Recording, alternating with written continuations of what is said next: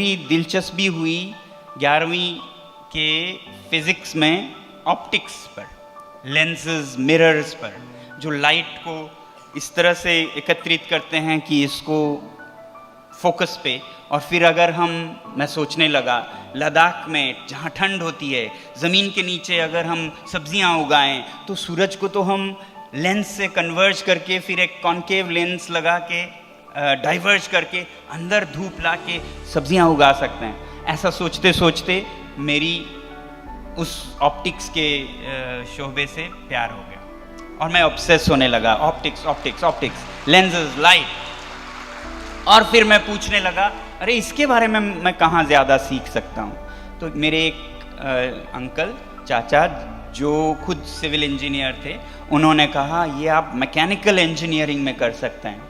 बस मेरा फैसला हो चुका कि अब तो मैं मैकेनिकल इंजीनियरिंग करूँगा, और क्यों करूँगा वो वजह भी मेरे सामने थी। 1 साल बाद मैं इंजीनियरिंग कॉलेज में था और पहला साल बहुत अच्छा बीता, क्योंकि कोई आपको सिविल, मैकेनिकल, इलेक्ट्रॉनिक्स, कंप्यूटर ये फैसले नहीं करने होते हैं, सब मिल के पढ़ते हैं पहला साल। और जब साल ख़त्म हुआ तो किसी तरह मेरे पिताजी ने मुझसे पूछा तो आप क्या ले रहे हैं? मैंने कहा मैकेनिकल। बोले क्यों? मैंने कहा वो लेंसेज, मिरर्स, मुझे वो बहुत पसंद है। बोले बचपना मत करो, डोंट बी चाइल्डिश, आपको लद्दाख में इसका कोई स्कोप नहीं मिलेगा, आप सिविल इंजीनियरिंग कीजिएगा। मेरे तो पैरों तले ज़मीन खिसक गई। मैं मैकेनिकल इसीलिए कर रहा हूँ कि ये लेंसेज और मिरर और मैं ऐसे ही बदल दूँ। तो मैंने कहा नहीं, मैं तो मैकेनिकल करूँगा। बोले civil, mechanical, civil, mechanical, civil, mechanical. और उसके बाद ये ख़त्म हुई जब उन्होंने कहा ऐसा करोगे तुम अपने खर्चे पे करोगे, मुझसे कुछ उम्मीद ना करना। ऐसी ही खामोशी छा गई वहाँ। आपको भी लगा होगा, मुझे भी लगा था कि वो कितने बुरे हैं।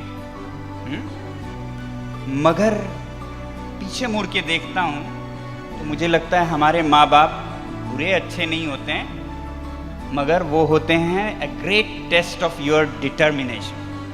Nothing but a great test of your determination. Your parents are a great test of your determination. अगर आप क्लियर नहीं हो क्या करना चाहिए तो वो प्रिवेल होते हैं, शायद होना भी चाहिए। जो नहीं जानते उन्हें कहाँ जाना है तो कोई भी हवा उन्हें इधर उधर ले जाए, जाहिर है। मगर जो डिटरमिन्ड हो वो आगे जाते हैं और थोड़ी देर के लिए अनबन भी हो जाए, मगर क्योंकि वो इतने पक्के इरादे से हैं तो वो कामयाब भी होते हैं और उनकी तो खुशी इनकी खुशी में होती है, तो आखिर में वो खुश हो जाते हैं। तो इसलिए they are a good test of your determination. तो शायद उन्होंने उम्मीद ये की थी कि ऐसे ही ख्यालों में बोल रहा है बच्चा तो इसको ठिकाने लगाता हूँ, मैं कोई पैसे नहीं दूंगा तो वो गिड़गिड़ाते हुए माफ़ी मांग लेगा, करेगा सिविल। मगर उल्टा हुआ, मेरे अंदर से कोई आवाज़ थी जिसने कहा अब उठ। तो उठ के बोला शुक्रिया, मैं खुद करूँगा।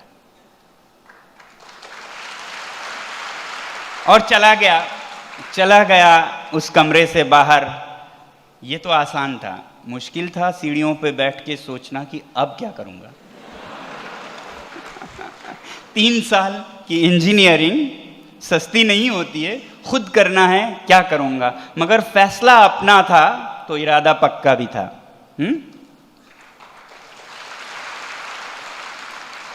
तो सोचा अब मैं ईंट पत्थर तो जो नहीं सकता, उतना ताकतवर नहीं हूँ, मैं पढ़ाऊँगा बच्चों को मैथ, साइंस, और जो मुझे आती है मैं उनका मदद भी कर पाऊँगा।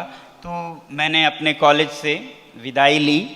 जब छुट्टियाँ हुई तो उसमें मैं लद्दाख जाकर एक कोचिंग कैंप शुरू कर दी मैंने, कोचिंग कैंप। वो भी पता नहीं अंदर कैसी, जब आप किसी कहते हैं ना शिद्दत से कोई कुछ आप चाहें तो पूरी कायनात आपको मदद करती है। तो मैं लद्दाख पहुंचा, जेब में पैसे नहीं थे यकीन मानिए अगला खाना खाने के लिए, मगर गया एक बड़े होटल के पास, बोला आप मुझे ये होटल 3 महीने के लिए लीज कर सकते हैं। और होटल वाला देखता है, फिर सोचता है, फिर देखता है कि ये तो सर्दियां हैं, तो सीज़न लो है, तो क्या हर्ज है, दे दो। उसने यस कह दिया। उसे ये नहीं पता था कि मेरे पास 2 रुपये नहीं थे। उसी तरह गया, एक स्टेनोग्राफर हायर किया, कुछ प्रेस साइक्लो स्टाइल के मंगाए, सारे शहर में इश्तेहार लगाए, so and so coaching, innovative coaching course, और फिर बहुत नए तरीके। अब फैसला अपना था तो करना था। हर तिनके का सहारा लिया, हर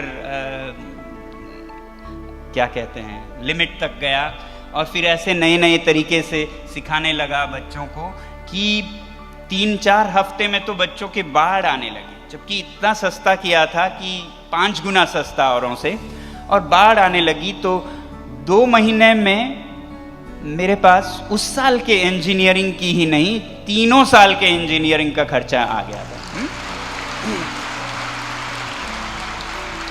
आज के हिसाब से देखें तो कोई 5 लाख 2 महीनों में 19 साल का एक लड़का, तो बुरा नहीं था। इसका मेरे जिंदगी पे बहुत बड़ा असर हुआ। पहला तो ये हुआ कि इतना पैसा दिखा कि जी भर गया। तो मैं तो कहता हूं कि इस देश से पहले मैं बहुत पहले डिमोनेटाइज हो गया।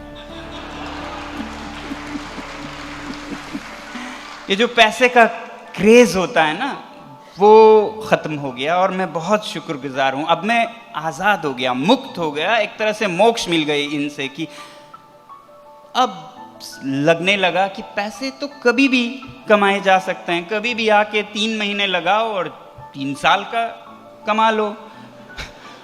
कुछ मीनिंगफुल करना चाहिए, कुछ मीनिंगफुल करना चाहिए जो सबके काम आए। Life is not just about what I need but what needs मी। ये एहसास मुझे हुआ, और वो भी मेरे सामने था। ये जो बच्चे जिनको मैं पढ़ा रहा था, बेचारे 100%, 95%, 5% पास हो रहे थे, बाकी फेल हो रहे थे। सबने इनको नकारा था, ठुकराया था। कोई इनको कहते ये तो रिटार्डेड है मेंटली, कोई कहते हवा में ऑक्सीजन ही नहीं है, ये क्या करेंगे मैथ्स, क्योंकि ऊंचाइयों पे है ना। तो ऐसे विद्वान भी थे जो शिक्षक और कुछ ना दे पाए तो उनका हौसला इतना तोड़ देते कि वो क्या करें, अब ऑक्सीजन कैसे बनाएं, तो बेहतर है छोड़ दें। तो इसलिए फेल। मैंने ये देखा कि उनमें इतना हुनर है, हौसला है, जिज्ञासा है, कुछ भी कमी नहीं है। प्रणाली, निज़ाम उनके खिलाफ है, तो उसे दुरुस्त करने की ज़रूरत है, उसे ठीक करने की ज़रूरत है।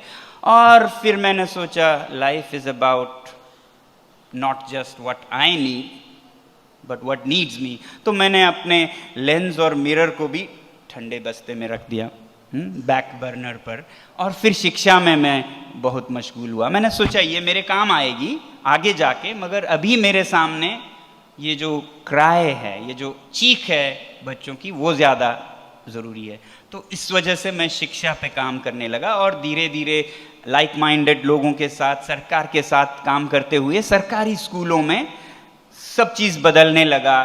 टेक्स्ट बुक्स बदल दी जो कि लद्दाख के संदर्भ में कोई माने नहीं रखते थे, जिसमें F फॉर फैन लिखा हो। -30 का सर्दियां हैं और बच्चे F फॉर फैन रट रहे हो तो कितना काम आए, आप समझ सकते हैं ना, F फॉर फैन से। तो ये किताबें बदल दी, शिक्षकों के प्रशिक्षण देने लग गए, लोगों को संगठित करने लग गए। इस तरह करते करते रिजल्ट्स 5 से 15 से 26 से 55 से 75 तक जाने लगा, और एक बहुत बड़ा वैज्ञानिक सिद्धांत साबित हुआ इससे कि ये हालत ऑक्सीजन के कमी के कारण नहीं थी।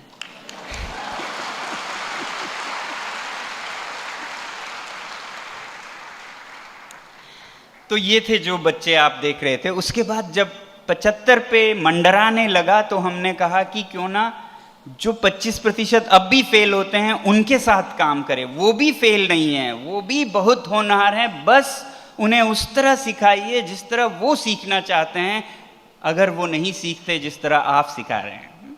If we don't learn the way you teach, teach us the way we learn.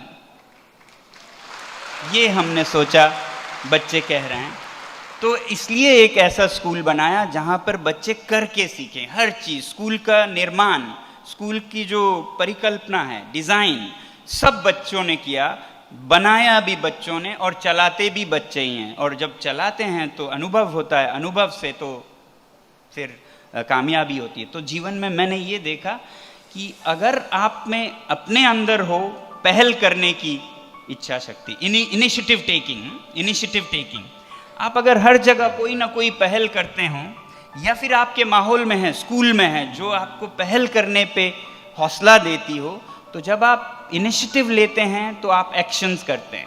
जब आप एक्शंस करते हैं तो उससे आपको एक्सपीरियंस होता है, और जब आपको एक्सपीरियंस होता है तो उस एक्सपीरियंस से आप में कॉन्फिडेंस आती है, और फिर कॉन्फिडेंस हो, ये सब हो तो सक्सेस आ ही जाता है। And nothing succeeds like success. Success breeds success.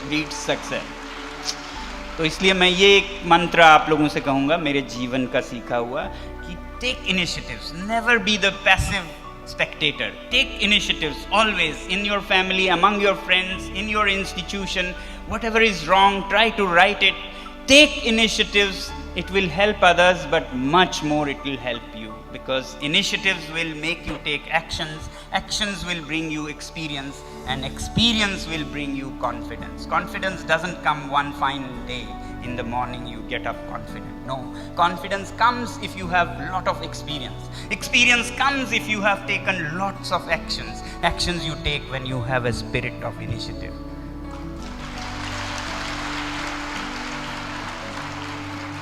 तो खैर, इस तरह से जब फेलियर्स के साथ काम करने लगा तो मैं ज़्यादा उसमें नहीं जाऊंगा, तो फेलियर्स भी चमकने लगे। उनमें से एक जो 5 बार फेल होके आया था, जब उन पे अपने अंदर की जो चिंगारी है वो फूटी, तो वो इतना मेहनत करने लगे, इनिशिएटिव्स लेने लगे कि वो आगे जाकर शिक्षा मंत्री बन गए लद्दाख के।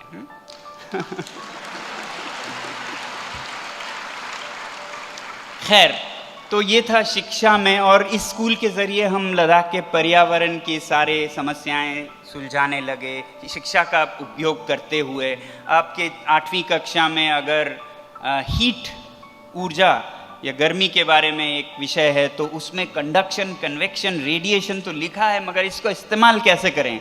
और जब आप इसको इस्तेमाल करने लगते हैं तो आप ऐसे भवन बना पाते हैं जो सिर्फ सूर्य ऊर्जा से, और भवन भी मिट्टी का, मिट्टी भी मुफ्त है, हर एक के पैरों तले मिट्टी है। कोई ऐसा गरीब नहीं है जिसके पैरों तले मिट्टी भी ना हो, कोई ऐसा गरीब नहीं है जिसके सर के ऊपर धूप भी ना हो, और ये दोनों हो। और शिक्षा हमारे जो ह्यूमन रिसोर्स है उसको अगर बढ़ाए, तो यही साइंस के चैप्टर का प्रयोग करते हुए आप ऐसे भवन बना सकते हैं जो बाहर -20 या 15 हो तो अंदर +15 या 20 रहे, और गरीब हो अमीर हो सब खुशी से रह पाए। तो ऐसे प्रयोगों से ऐसे समाधान निकलने लगते हैं। और अभी मैं आपको बताऊं, ये जो प्रयोग स्कूल में निकले हुए हैं, इनके कारण जो भवन बने जिससे लोगों के जीवन सुधरने लगता है। तो लद्दाख ठंडा आप मानते हैं, मगर मैं ये कहता हूं कि मैं सर्दियों में दिल्ली जब भी आता हूं तो मुझे ठंड लगती है।